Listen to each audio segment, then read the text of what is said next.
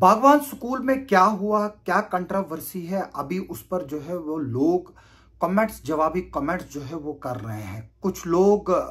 PDP के leaders पे उंगलियां उठा रहे हैं, कुछ बीजेपी पे उंगलियां उठा रहे हैं, कुछ बीजेपी के कैंडिडेट पे उंगलियां उठा रहे हैं और कुछ अब सिस्टम पे उंगलियां उठा रहे हैं। कानून क्या कहता है, हम उस पर जो है वो थोड़ी सी नजर डालेंगे। और जो हमारे पास डिटेल्स आई है, क्योंकि जो बागवान स्कूल का इंसिडेंट है उसमें एक बुर्का को लेकर है कि किस तरह से बीजेपी की कैंडिडेट जो शगुन परिहार है वो बुर्के उठा रही थी वहां पर लेडीज को और उनकी आइडेंटिटी चेक कर रही थी। उस पर हमें इंफॉर्मेशन मिली है सोर्सेज से कि जो शगुन परिहार हो उस पर उसको शो का नोटिस जो है वो इशू किया गया है इलेक्शन अथॉरिटीज की तरफ से। अब ये देखना होगा कि वो उस पर जवाब क्या देती है। दूसरा मामला वहां पर है कि पीडीपी का जो कैंडिडेट है उस पर असल्ट होता है। उनका इल्जाम है उसको थप्पड़ लगाया गया एक पुलिस ऑफिसर की तरफ से, जबकि पुलिस ऑफिसर जो है वो डिनाई कर रहा है कि वो थप्पड़ मारने में इन्वॉल्व है। अगर पुलिस ऑफिसर ने थप्पड़ नहीं मारा है तो थप्पड़ किसने मारा है, क्योंकि फिरदौस टाक पे को जो है वो थप्पड़ मारा गया है और फिरदौस टाक को जो है वो असल्ट भी किया गया है। इसमें कुछ लोग भी जो है वो वहां पर इन्वॉल्व है जिनको हम नॉन स्टेट एक्टर कहते हैं, यानी कि जिनका पोलिंग स्टेशन पर कोई भी काम नहीं है। लेकिन सबसे बड़ा जो मसला यहाँ पर सामने इलेक्शन अथॉरिटीज के लिए एक चैलेंज बन गया है वो ये है कि एक पर्सनल सिक्योरिटी ऑफिसर बीजेपी का लीडर का और जो बीजेपी की कैंडिडेट है उसके personal security officer with weapon किस तरह से जो है वो पोलिंग स्टेशन में एंटर हुए। इसमें रूल क्या कहता है मैं ये बता दूं कि जो रूल जो X1X यानी कि 19 जो है वो रूल ये कहता है, none except authorised security personnel can enter within 100 metres of any polling station. उस सिक्योरिटी पर्सनल के अलावा कोई भी वहां पर एंटर नहीं कर सकता है जो सिक्योरिटी पर्सनल वहां पर लॉ एंड ऑर्डर के लिए मेंटेन किया हो, रखा गया हो और उसको अथोराइज्ड किया गया हो वहां पर वेपन लेने के लिए। लेकिन जो पर्सनल सिक्योरिटी ऑफिसर है जो किसी कैंडिडेट के साथ है या वीआईपी के साथ है वो अलाउड नहीं है किसी तरह का वेपन पोलिंग बूथ के अंदर लेने के लिए। जबकि इसमें एक और कैटेगरी आती है जो Z+ कैटेगरी है, उसमें एक्सेप्शन है कि वो Z कैटेगरी के साथ जो बॉडीगार्ड हो यानी पर्सनल सिक्योरिटी ऑफिसर हो वो उसके साथ गेट तक एक्कंपनी कर सकता है, लेकिन वो जो वेपन है उसको छुपा कर रखना है और वो सिक्योरिटी पर्सनल जो है वो सिंपल क्लॉथ में होना चाहिए। यानी कि जो बंदा Z+ कैटेगरी में आता है अगर वो वहां जाएगा पोलिंग स्टेशन तक उसका सिक्योरिटी पर्सनल वो होगा जो पुलिस यूनिफॉर्म या CISF की यूनिफॉर्म या CRPF की यूनिफॉर्म या NSG की यूनिफॉर्म में नहीं होगा, वो सिंपल कपड़ों में होगा और उसके साथ जो है वो उसका जो वेपन है वो वहां दिखना नहीं चाहिए। मैं बता दूं कि इसके अलावा जो है वो position of arm near polling station जो है जो प्रोविजन कहता है section 134B of representatives of people's act 1951 के जो एक्सप्रेसली जो परमिट था उस सेक्शन के लिए, no one else carries any arms indulges in show of arms in polling station. ना ही वो ले जा सकता है ना ही वो दिखा सकता है, जैसा कि यहां पर इस वीडियो में जो हमारे पास वायरल वीडियोस आए थे उसमें दिखाया गया है। Carries any arms indulge in show of arms in polling station और पोलिंग स्टेशन नेबरहुड, यहां पोलिंग स्टेशन के साथ का लगता हुआ इलाका जहां पर लोग जमा हुए हों वोट देने के लिए, वोटिंग का पोलिंग का बूथ लगा हुआ हो, वहां पर कोई वेपन जो है वो डिस्प्ले नहीं कर सकता है। No person even if receipt of any form of security from any quarter, किसी भी क्वार्टर से जो है उसको अगर सिक्योरिटी भी हो, shall enter into the polling station और polling station accompanied by such personal. यानी कि अगर वो जाए भी वहां पर उसके साथ कोई भी बंदूक बरदारी जो है वो साथ नहीं होना चाहिए। और जैसे कि मैंने बताया कि ये चीजें जो है वो रिटर्निंग ऑफिसर को जो है वो एंश्योर करना है कि जो पोलिंग जो स्टेशन है और जो पुलिस के ऑफिसर्स है उनके लिए भी जो है वो इसमें एक स्पेशल डायरेक्शंस जो है वो इशू की गई है कि किस तरह से उनको प्लान बनाना है ताकि वहां पर जो है वो पोलिंग बूथ को सिक्योरिटी को स्ट्रेंथन किया जाए, यानी कि उसके अलावा अगर कोई वहां पर वेपन लेकर गया उसको जो है वो कानून के हिसाब से 2 साल की जो है वो सजा है। If a person contravenes the provision of subsection 1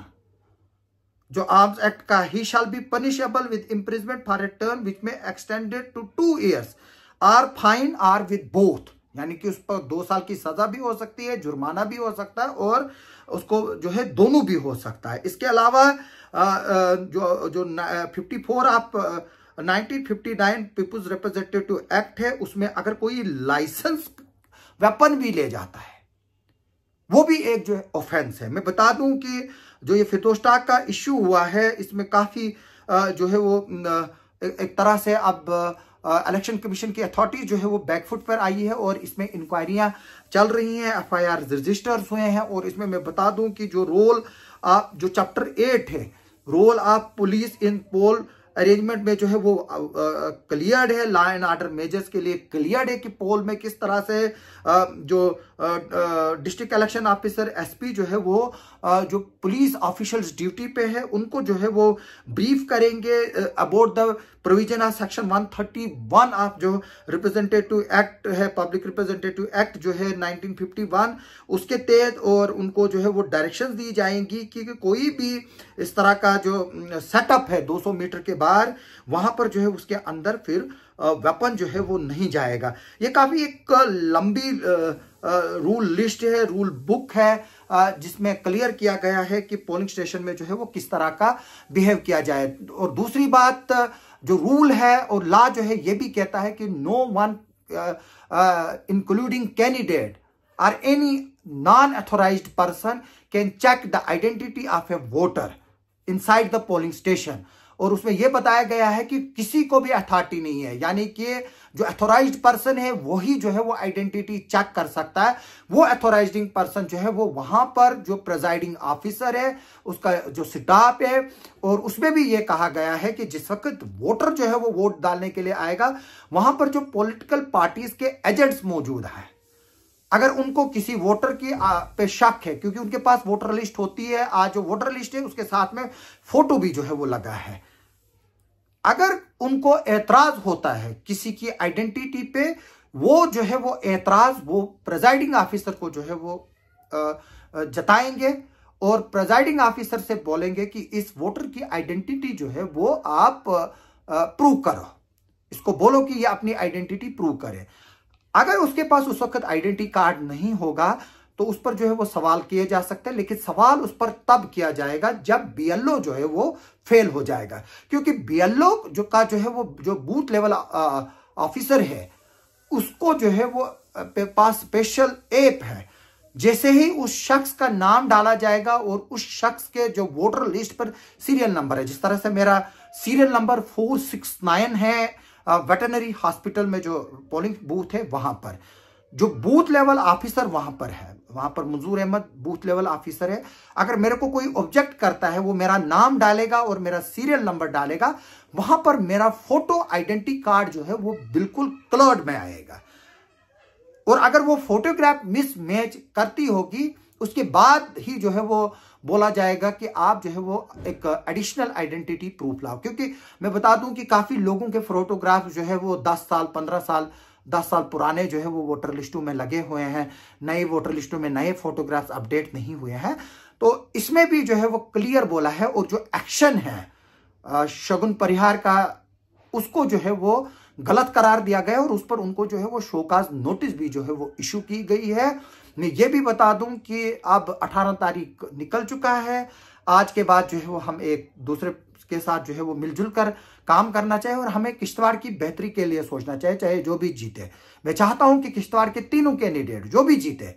मुझे ना सजाद किचलू से कुछ लेना देना, ना शगुन परिहार से लेना देना, ना GM सुरूडी से, ना PL शर्मा से, ना पूजा ठाकुर से, ना सुनील शर्मा से, जो जीते वो जीते। लेकिन मैं चाहता हूं, मेरी ये ख्वाहिश है कि तीनों कैंडिडेट जो जीत कर निकलेंगे वो मिलकर किश्तवाड़ की फलाह व बेबूदी के लिए काम करें, और जो हारेंगे भी उनका भी जो है वो राय लेनी चाहिए जो जीते हुए हैं, क्योंकि ये एक अल्टीमेटली ये एक लड़ाई है अपने किश्तवाड़ की डेवलपमेंट को लेकर। मैं बता दूं, मेरा एक वोट था जो मैंने दिया, मैं अल्टीमेट अथॉरिटी नहीं हूं, जिसको लोगों ने ज्यादा मैक्सिमम वोट दिए होंगे वही जीतेगा। और मुझे अफसोस है कि मेरे पास सिर्फ एक ही पार्टी के लोग जो है वो वोट मांगने आए घर में, दूसरा तो कोई आया ही नहीं। अगर कोई आया होता तो मैं सोचता, विचार करता कि मैं किसको जो है वो वोट दूं, किसको ना दूं, थोड़ा सा सोचना पड़ता। लेकिन अफसोस की बात है कि कुछ लोगों की गलत गाइडेंस की वजह से कुछ कैंडिडेट जो है वो पर्टिकुलर लोगों के घर में जो है वो नहीं गए। मेरी इस वीडियो से फिर से अपील है लोगों को कि वो पीस एंड हार्मनी जो है, कम्युनल हार्मनी मेंटेन रखें। लेकिन मैं साथ में ये भी बताऊंगा कि आपने देखा होगा कि कुछ लोग मुझे पीडीपी का एजेंट बोल रहे हैं, कुछ एनसी का एजेंट बोल रहे हैं, मुझे इससे कोई फर्क नहीं पड़ता है। बात सच्चाई की होती है। मैं उन लोगों में से नहीं हूं जो लोगों के डिजिटल जो सेल्स हैं उनको चलाते हैं, उनके लिए पैसे लेते हैं, वहां पर फैब्रिकेटेड कंटेंट चढ़ाते हैं। कम्युनल और डिवेसु जो वीडियोस है फेसबुक पर प्रमोशन के लिए उनको पेड करते हैं, स्पॉन्सर्ड एडवर्टाइजमेंट्स करते हैं। हम उनमें नहीं है। लोग बलिबारे जानते हैं और हम अपना काम जो है वो बखूबी ईमानदारी से निभाते रहेंगे as far as the professionalism is concern. बाकी किसी की हमदर्दियां किसी के साथ हो सकती है, उसमें कोई किसी को एतराज नहीं है। लेकिन जहां तक प्रोफेशनलिज्म की बात है, अगर वो बात होती तो शायद मैं बीजेपी के वीडियोज ही नहीं चढ़ाता। हालांकि बीजेपी ने कॉपरेट नहीं किया, हमने एक दूसरे से लेकर जो है वो उनके वीडियोज वो चलाए हैं। एनसी के साथ में 24 घंटे नहीं था, उनके साथ भी कुछ स्पेशल मीडिया की टीमें थी जो गाड़ियों में घूमती थी। इसी तरह से बीजेपी की स्पेशल मीडिया की टीमें थी जो उनके साथ गाड़ियों में घूमते थे। मैंने कोशिश की, जो बीएसपी का सबसे कमजोर कैंडिडेट थे हमने उनको भी कवरेज दी, मैंने पीडीपी को भी कवरेज दी, इंडिपेंडेंट राखी गोस्वामी उठे उनको भी कवरेज दी, जिसने हमें बुलाया हमने उनको कवरेज दी। लेकिन कुछ लोगों के दिमागों में इतना फतूर था कि वो जीते हुए हैं शायद, तो वो उनको किसी की जरूरत नहीं है, ना ही उनको हमारे वोट की जरूरत थी। जब जरूरत थी तब तो आते थे, तब फोन भी करते थे, लेकिन आज जो है वो जरूरत नहीं है। लेकिन बागवान स्कूल का जो इंसिडेंट है वो एक लिटमस टेस्ट है डेमोक्रेटिक सेटअप के लिए। हम चाहेंगे कि इसमें इंक्वायरी होनी चाहिए। हालांकि मुझे फिरदौस डार के साथ काफ़ी पर्सनल इख्तलाफात भी हैं, प्रोफेशनल इख्तलाफात भी हैं, मैं उनकी काफ़ी चीज़ों से जो है वो सहमत नहीं हूं। लेकिन इसका मतलब ये नहीं है कि जो एक फार्मर लेजिस्लेचर है उसको कोई थप्पड़ मारे, उस पर गान ताने, उसके साथ जो उसके पार्टी के लोग हैं फिर उनके साथ गाली गलौज करे और फिर मारपीट करे और फिर सिलेक्टिव वीडियो में बोले कि उसने जो है वो फलानी बंदे को जो है वो हिट किया और वो गिर गया। मैं ये बता दूं कि जिन लोगों को दूसरों को उकसाने की आदत होती है, इस तरह का इंसिडेंट जो है वो मेरे साथ भी पहले हुआ है और मैं भली बाती जानता हूं कि कौन लोग जो है वो किसको उकसाते हैं। और जब अल्लाह का करना है, जब मेरे खिलाफ उकसाया गया था मैं खामोशी से निकला था, लेकिन जब आज उकसाया गया दूसरों को तो वहां से फिर चपाता पड़ा और जो पड़ता भी है। जब आप किसी की इज्जत को ललकारोगे, किसी की गैरत को ललकारोगे, असल्ट करना मतलब यही नहीं है कि आप किसी को थप्पड़ मारो, कि आप किसी को लात मारो। आपकी जबान जो है वो सबसे ज्यादा तेज है, जबान जो है वो कत्ल से भी तेज है। और कुरान में ये फरमाया गया है कि जो कातिल है वो उतना गुनहगार नहीं है जितना गुनहगार एक फसाद फैलाने वाला है। यानी कि फसाद फैलाने वाला जो है वो पूरी जनरेशनों को आग लगाता है, क्योंकि इससे हम किश्तवाड़ के लोग वाकिफ है, हमने अपनी आंखों से 5 फसाद देखे। कत्ल करने वाला सिर्फ एक का कत्ल करता है, फसाद फैलाने वाला पूरी इंसानियत का कत्ल करता है। इसलिए कुरान में जो है वो उसको सबसे बदतरीन इंसान करार दिया गया है। आप सबका सुनने के लिए और देखने के लिए बहुत बहुत शुक्रिया।